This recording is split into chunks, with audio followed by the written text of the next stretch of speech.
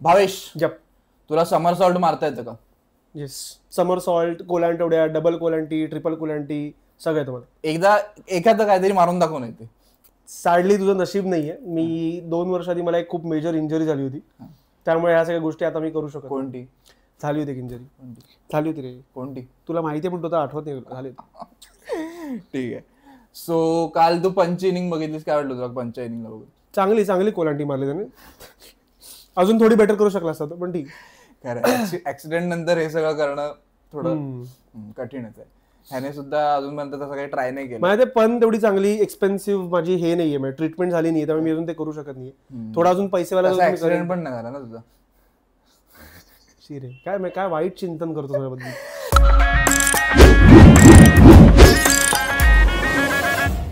ठीक आहे, आपण येऊया इंडियाच्या बॅटिंगवर. डे 1 पासून जे काही इंडियाने कॅरी फॉरवर्ड केलं ते खूप कमाल केलं. काल वाईट केलं. काल नाही, स्टार्ट केला. स्टार्टला पंतने नंतर येऊन जे काही मारले त्याच्याबद्दल काय वाटतं तुला? मला इन जनरल इंडियाने पॉझिटिव्हच स्टार्ट केला काल पण. दोघं पण बऱ्यापैकी शॉट्स खेळत होते चांगले. पंत आणि गिल दोघं पण खेळत होते, आणि पंत म्हणजे लिटरली काल चढूनच खेळत होता. त्याने सेंचुरी पण 6 वरूनच केली. सो इन जनरल इंडिया खूप चांगल्या लीडकडे चालली होती. पण आय गेस टुवर्ड्स लंच व्हायच्या थोडा तासभर आधी वगैरे थोड्या ओव्हरकास्ट झाले होते कंडिशन्स. पाऊस पडायची कशी अपेक्षा होती माझ्यामध्ये, आणि पडलाच ना मध्ये, नंतर पडला पण मध्ये. पण त्याच्या थोडा आसपास मग एक मोमेंटम माझ्यामध्ये इंडियाने लूज केलं. जसा गिल आउट झाला माझ्यामध्ये, आणि गिल जसा आउट झाला तसा कोलॅप्स झाला. तो जो एक मेजर कोलॅप्स झाला इंडियाचा. पण त्याआधी आपण पंतच्या बॅटिंग बद्दल बोलूया. काल पण आपण बोललोय पंतच्या बॅटिंग बद्दल. पण काल पंतने जे अचीव्ह केलंय, पंत आता हार्डली 18 सुरू झालाय, आता 6-7 वर्ष, त्यात पण 2 वर्ष कोविडची गेली. 5 वर्षात तो 2018ला त्याचा डेब्यू झाला. इंडियाचा सगळ्यात सक्सेसफुल विकेट किपर बॅट्समन झालेला आहे. त्याने हेट्रेड अलर्ट बोल मला माहिती तू काय बोलणार. बोल. त्याने 7 सेंचुरीज मारल्यात आतापर्यंत 5 वर्षात. हा बस, अजून काय होतं का? थोडं इन्साइटफुल राहू मी. त्याने महेंद्रसिंग धोनीला मागे टाकलेलं आहे. त्याच्या 6 सेंचुरीज होत्या.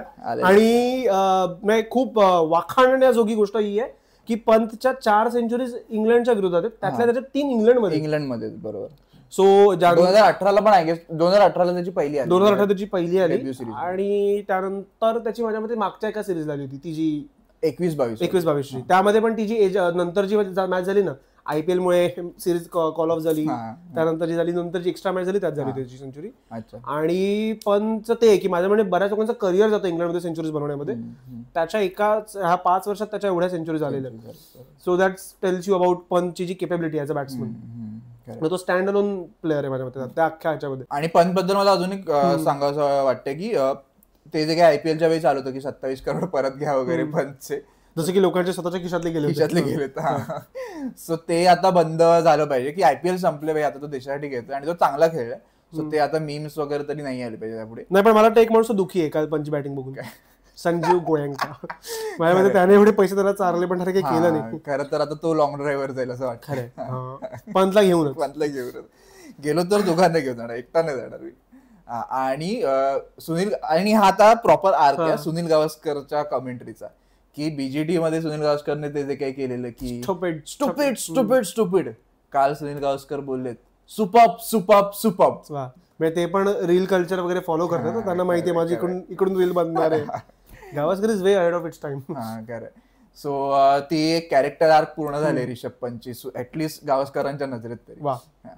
बरोबर. आणि गिल बद्दल पण आपण बोलायला गेलो तर गिलने पण काल 147 केलं. सो त्याचा पण काहीतरी असला तरी रेकॉर्ड झाला कॅप्टनचा, की डेब्यू मध्ये कॅप्टनचे डेब्यू करणारे एक तर प्लेयर्स, त्यात त्याने सेंचुरी मध्ये, त्यात इंग्लंडमध्ये कमीच लोकांचं झालं, त्यात पण त्याने 4था प्लेअर होता, 4था की 5वा प्लेअर आहे. विजय हजारे, विराट कोहली आणि त्यांच्या तो लीग मध्ये आता आले सुनील गावस्कर म्हणून. तो 4था प्लेअर आहे माझ्यामध्ये. त्याने त्या ह्याच्यात केलं. हे फारच असे स्टॅट काढलेले गिलला त्यात आणण्यासाठी, पण ठीक आहे, चांगला स्टॅट आहे. नाही, पण गिल कडकच खेळला आणि त्याने बॅट पण चांगली घेतली होती. बस आता पुन्हा आपण MRF वर नको. आणि बाय द वे MRF ची बॅट नसते, हे आम्हाला माहिती आहे. कोण लिहू कमेंट मध्ये आमच्यासाठी. MRF केलंय आपण कालच्या व्हिडिओमध्ये एक्सप्लेन नाही केलं. सो 3 लोकांनी काल सेंचुरी मारल्यात. सो 2018 नंतर हे पहिल्यांदा होतं इंडियासाठी तरी. 2018 नाही, 2002 मध्ये झालं होतं. नाही, 2018 नंतर इंग्लंडमध्ये नाही म्हणत आहे, मग इन जनरल. अच्छा. 2018 नंतर हे पहिल्यांदा होतं की इंडियासाठी कोणीतरी 3 बॅट्समननी एकत्र सेंचुरीज मारल्यात. 2002 मध्ये गांगुली, द्रविड आणि सचिन यांनी तिघांनी एका इनिंग मध्ये सेंचुरी मारलं. अच्छा, ओके. ते हेडिंगला, ते पण हेडिंगला सेम ग्राउंडवरच झालं होतं. पण काल पुन्हा तेच झालं. माझ्या मते इंडिया खूप चांगल्या रन्सकडे चालली होती, म्हणजे ऑलमोस्ट 650 पर्यंत जाईल. हा, मला पण वाटलं जेव्हा 450 420च्या आसपास होते तेव्हा मला वाटलेलं की भाई 750 तर आरामात होता आता. पण नंतर मग करुण नायर काहीच नाही. माझ्या मते 430ला इंडियाचे 3 विकेट्स होते आणि त्यानंतर करुण नायर आउट झालेला नाही, तोवर गिलच होता. जसा गिल पडला इंडिया 471ला ऑल आउट झाली. सो ऑलमोस्ट 41 रन मध्ये इंडियाचे 7 विकेट्स पडलेत काल. सो क्लासिक इंडियाचा कोलॅप्स दिसलेला आहे काल जो काय झालाय तो. आणि पण नशीब आपल्याकडे तेवढं कुशन होतं की 430 रन्स होते. 430 रन्सचं कुशन होतं, त्यामुळे ते एवढं ड्रास्टिक नाही आपल्याला जाणवलं. पण जर हे जरी 300-350 जरी असले असते तरी पण प्रॉब्लेम झाला असता आपल्याला. नाही तेच. आणि मला ते करुण नायरने जे चान्स मागितला होता इंडियाकडे, सो त्याला मिळालेला चान्स. ते पहिलीच इनिंग होती कारण ठीक आहे, इंग्लंड लायन्स करून तो चांगला खेळला. पण करुण नायरचा प्रॉब्लेम आहे की त्याच्या बाजूने एज नाहीये पहिली गोष्ट, आणि दुसरी गोष्ट is not gonna get too many chances. जेव्हा की मागे तुझ्याकडे प्लेयर्स आहेत काही. आता नितीश कुमार रेड्डी मागे, जुरेल आहे, तो मुंबईत श्रेयस अय्यर आहे तुझ्यासाठी. सो हे सगळे प्लेयर्स असताना ती तसं बघायला गेलं तर ती जागा श्रेयस अय्यरचीच आहे असं मला वाटतं, जी करुण नायर आता खेळतोय. ती पोझिशन त्याला सूट होते. बरोबर, ती श्रेयस अय्यरची जागा आहे. जस्ट बिकॉज आता करुण नायरचं डोमेस्टिक सीझन अगदीच कमालीचं गेलंय आणि त्याने इंग्लंड लायन्स विरुद्ध सुद्धा 200 आणि गंभीरचा श्रेयसवर राग आहे. 200 KKR रायव्हलरी. अच्छा, इंग्लंड लायन्स विरुद्ध पण 200 वगैरे मारले, त्यामुळे पण त्याला 11 चान्स मिळाला. सो माझ्या करुण नायरकडे खूप कमी संधी असणार आहे, सो त्याने लवकरात लवकर खेळावं. साई सुदर्शन बद्दल बोललो झालं आपलं. तर करुण नायर तर फसलाच काल. त्यानंतर जडेजाने पण काहीतरी 10-11 रन्स मारले. सो शेवटचे हे जे पहिले 5 सोडलेस तू, सुदर्शन मधला सोडलास, ते 3 ज्यांनी मारले रन्स, आणि राहुल. शेवटच्या 6 मध्ये फक्त जडेजाने 11 रन्स मारलेत, 10 मध्ये तो गेला डबल डिजिट मध्ये. बाकी सगळे सिंगल डिजिट मध्ये आउट झालेत. सो एस्पेशली ठाकूरकडनं, ऍक्च्युली बॉलर जरी तो असला तरी ठाकूरकडनं बॅटिंगची हेल्प हवी आहे इंडिया. म्हणजे या तिघांकडून मिळून जरी 40-50 जरी रन आले असते तरी आता 500 अबाव टोटल गेली असते. आणि ते 500चं एक सायकोलॉजिकल प्रेशर राहिलं असतं इंग्लंडवर की भाई 500 आपल्याला बनवायचे, वरून अजून लीड पण द्यायचा. ऑलरेडी 471 पण इंग्लंडमध्ये डिसेंट स्कोर आहे. पण ज्या प्रकारचा आता पिच आहे, ज्या प्रकारे तिथे ऍटमॉस्फिअर बनलंय, लकीली पाऊस पडला आणि ओव्हरकास्ट होऊ शकतं. नाही पण काल तेच आहे, काल मिड इनिंग्स पाऊस पडला, थोड्या ओव्हरकास्ट कंडिशन्स होत्या, त्यानंतर पण इंडियाने जी बॉलिंग केलेली आहे, इंडियाने बॉलिंग चांगली वाईट केलीपेक्षा पुन्हा तेच झालंय. माझ्या इंग्लंड जशी बॅटिंगला आली, पहिल्याच ओव्हरला बुमराने क्रॉलीला काढला, तो आउटस्विंगर चांगला होता, आणि त्याने इन जनरल क्रॉलीला ऑलरेडी चांगली होती. पण प्रॉब्लेम हा राहिला की कालच्या दिवसात बुमरानेच फक्त चांगली बॉलिंग केली. पुन्हा जे बीजीटीला झालं की बुमराला एका पॉइंटला बीजीटी मध्ये सांगावं लागलेलं भाई की नाही हो रहा, अभी नाही लग रहा एकदम. पण रोहित शर्माने ऐकलं नाही, मग त्याने इंजर्ड होऊन दाखवलं.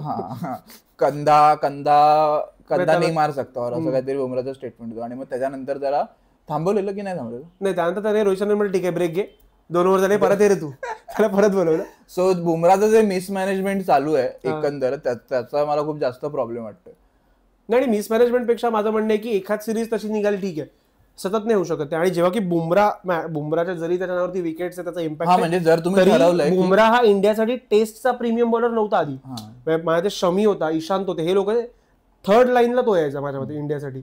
आता ते दोघं गेल्यानंतर असं झालं की बुमराच एक तर पेसचा अटॅक लीड करतोय, त्यात सिराजचा जो एक्सपिरियन्स त्याने इतक्या वर्षात गेन केलाय, सिराज कुठेतरी मला ते पे ऑफ नाही करत असं मला वाटतं. म्हणजे माझं सिराजवरती प्रेम आहेच, विशेष प्रेम आहेच. काल सिराजने ऍक्च्युली एक LBW घेतलेला, पण तो अंपायर कॉलवर, जो रूट 6-7 रनला होता, तो आउट झाला होता. पण तेच तो बाहेर होता बॉल. नाही अंपायर कॉलवर गेला तो. नाही तो नाही, त्याच्यानंतर अजून एक झाला. अच्छा, तो पण त्याच्या आधी जो रूटला त्याने आउट केला, आउट दिला, पण तो मिसिंग लेग होता. सो मला ते Siraj needs to step up माझ्या मते. कारण आता सिराज बऱ्यापैकी, आता जे ईशांत शर्मा जरी 100 टेस्ट केला असेल तरी ईशांत शर्मा बद्दल तो प्रॉब्लेम होता लोकांना की त्याने कितीही खेळला तरी पण तो लीडर नाही वाटायचा. म्हणजे तो जरा फसायचाच, म्हणजे तो इनकन्सिस्टंट पडतो आणि त्याच्यावरती तेवढा विश्वास नव्हता. पण नंतर सेकंड हाफ मध्ये त्याचं करिअर चांगलं होतं. जेव्हा कोहली कॅप्टन झाला त्यानंतर त्याचं करिअर फळलं बऱ्यापैकी. धोनीने जेव्हा कॅप्टन्सी सोडली त्यानंतर. तर हेट्रेड अलर्ट, इन्साइटफुल हा. तर माझ्या मते सिराजच्या बॉलिंग वरती मग जरा माझ्या ते तो, किंवा माझं म्हणणं की विराट कोहलीला एक व्हिडिओ कॉल लावा मॅच मध्ये आणि त्याला दाखव विराट कोहली मॅच बघतो, मग तो कधीच बॉलिंग बरी करेल. मोठ्या स्क्रीनवर विराटचा फोटो लावा, किंवा विराटच्या 2-3 शिव्या त्याच्या, त्याला इयरबड द्या, त्याला विराटने शिव्या करू दे 4-5. तो सिराजचा काय झालं मला कळत नाही. तो जरा, आणि त्याची युजली मला असं वाटतं की जे इमोशनल प्लेयर्स असतात ना, असे की Siraj is hi on emotions, तो इमोशनली खेळतो जेवढे ते. Bumrah is more of tactical किंवा त्याचा प्रॉपर प्लॅन असतो. सिराज सारखे बरोबर इमोशन्सवर खूप चालतात. सो या तो फिर कोई तो खडा करो ग्राउंड में अभी, क्या मेरे को नहीं समझ रहा है. पण सिराज खूप ऑफ द मार्क चाललाय असं मला वाटतं. हा, फक्त सिराजला बोलून नाही झाला, बाकीचे पण नाही चालले. प्रसिद्ध कृष्णाने लिटरली 10 ओव्हरला 53 रन दिलेत. त्याने ओडीआय फिगर्स काढले बॉलिंग केलेली.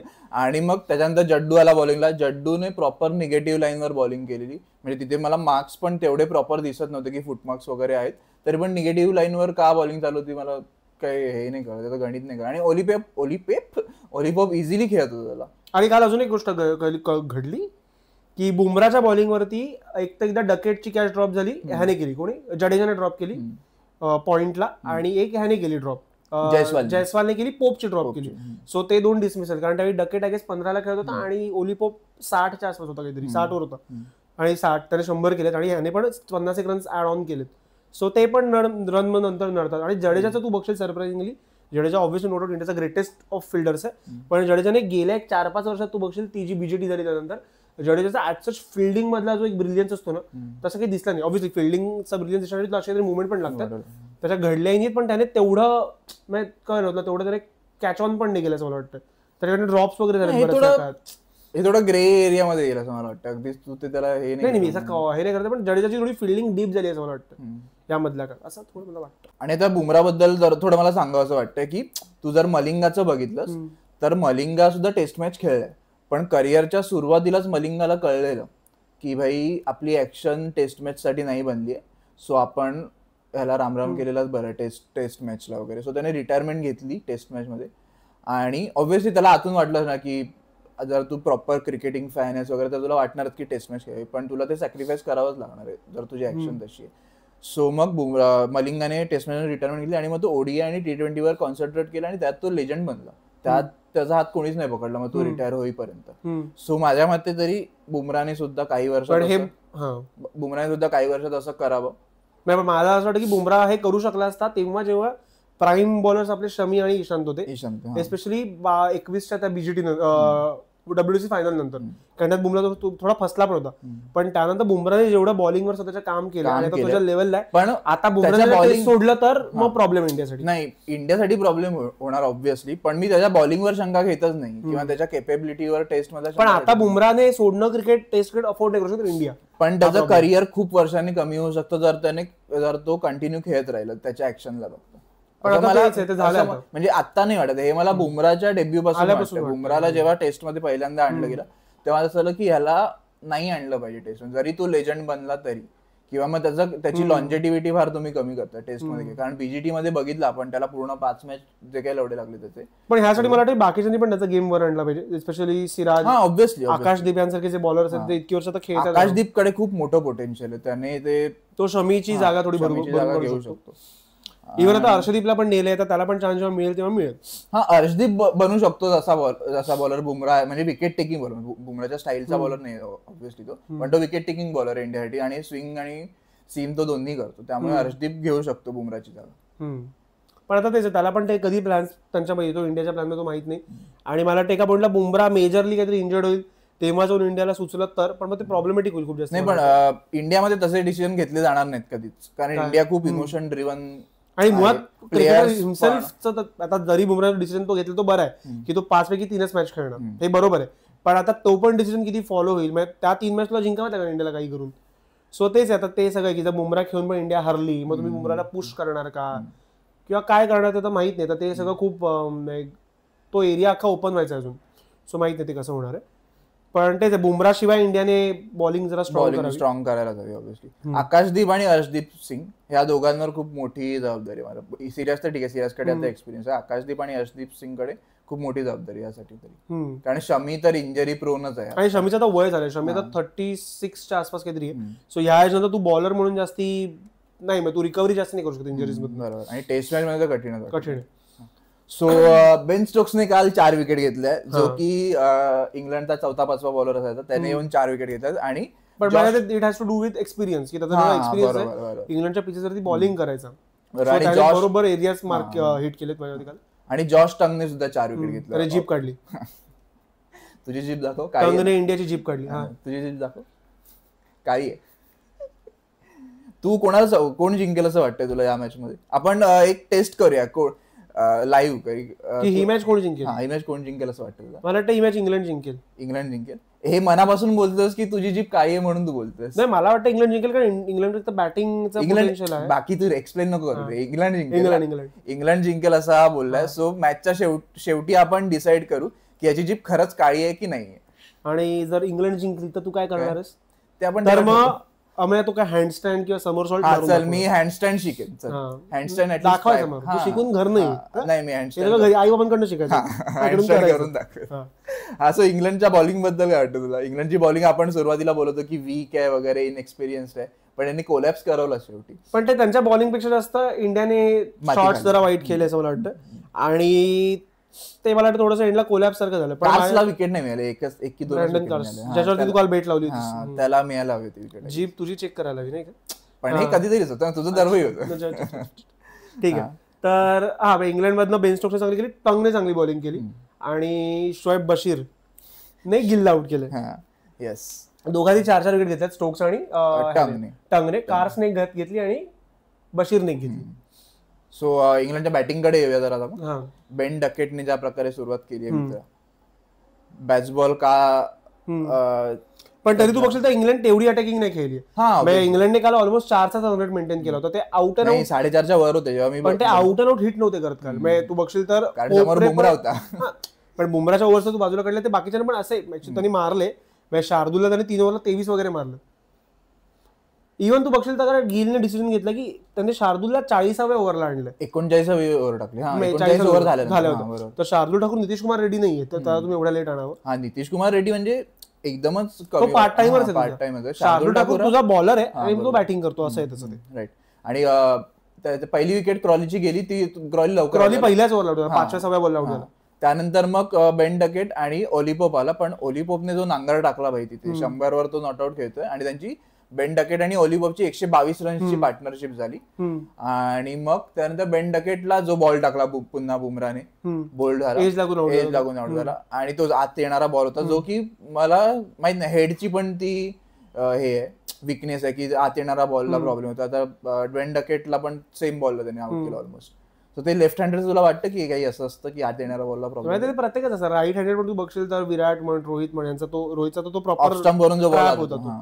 सो तो एक मला वाटतं तो एरिया असतो की ज्यात तो फोर्थ स्टंप किंवा त्या एरियातला जो बॉल असतो तो राईट लेफ्ट दोघांसाठी प्रॉब्लेमॅटिक असतो असं मला वाटतं. अगदीच तो संघकारा वगैरे असेल तर कदाचित नाही, जे लोक टेक्निकली जाम ॲस्ट्रूट आहेत प्लेयर्स म्हणून त्यांचा नाही बरोबर.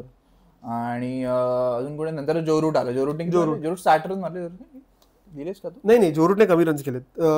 जो रूटने कमी केले. जो रूटचा स्कोर लिहिला नाही मी, पण जो रूटने कमी रन, जो रूटने 50 नाही म्हटली, 40च्या आसपास काहीतरी केली त्यांनी, 30च्या आसपास काहीतरी तो खेळला पाहिजे. जो रूटला पण बुमराने आउट केला आणि बुमराने काल जो रूटला 10व्यांदा आउट केले. येस. सो जो रूट हॅज बीन इज बनी फॉर अ लॉंगर बोलू शकतो. म्हणजे जसं जेव्हा इंडिया इंग्लंडमध्ये जाऊन बोललं जातं की तेंडुलकर अँडरसनचा बनी आहे वगैरे बोललं जातं, तसं आता किंवा कोहली अँडरसनचा बनी, जो रूट बनी आहे बुमराचा रेंज. कोण बघतंय मराठीत इंग्लंड मधून तर बघा. हा ठीक आहे. अजून काय? जो रूटचा जो आपल्याला एक भीती होती त्याची ती आपण बऱ्यापैकी बाजूला केलेली आहे. पण तेच आहे, ओली पोप पण खूप चांगला बॅट्समन आहे. चांगला बॅट्समन पेक्षा ऑब्व्हियसली आता तो टेक्निकली खूप पावलांवर जातोय तो. पण ओली पोपची जी हिस्ट्री राहिली, आता मी पुन्हा बोललो तर चुकीचं होऊ शकतो त्याचं, पण ओली पोप युजली सिरीजच्या पहिल्या मॅचला चांगला खेळतो. ऍक्सेप्टेड आहे होतं कधी सिरीजच्या पहिल्या मॅच ओलिपोप चांगला खेळला की तो अख्खी सिरीज पुढे माती करतो.